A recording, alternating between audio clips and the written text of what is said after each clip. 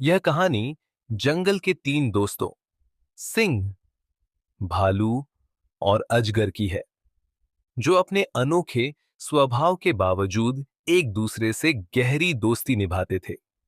जंगल में सभी जानवरों ने इन तीनों की दोस्ती के बारे में सुना था और वे आश्चर्य करते थे कि कैसे इतने भिन्न स्वभाव वाले जानवर साथ रह सकते हैं।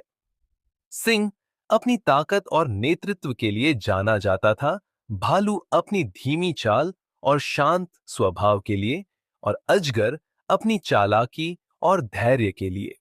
तीनों अलग-अलग थे, लेकिन उनमें एक समानता थी।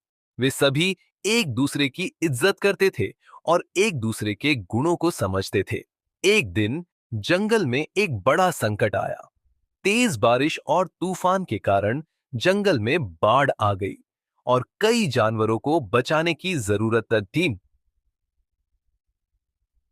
सिंह ने तुरंत नेतृत्व की, उसी से तुरंत नेतृत्व किया और सभी को संगठित किया।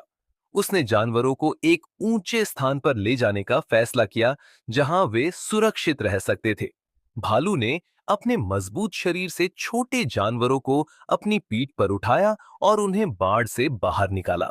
वहीं अजगर ने अपनी लंबाई और फुर्ती का इस्तेमाल करके रास्ते में आने वाली कठिनाइयों को सुलझाया और जानवरों को सुरक्षित मार्ग दिखाया। तीनों ने मिलकर जंगल के जानवरों की जान बचाई। उस दिन के बाद जंगल के सभी जानवरों को यह समझ में आ गया कि सच्ची दोस्ती स्वभाव या ताकत से नहीं, बल्कि एक दूसरे की इज्जत और समझ से होती है।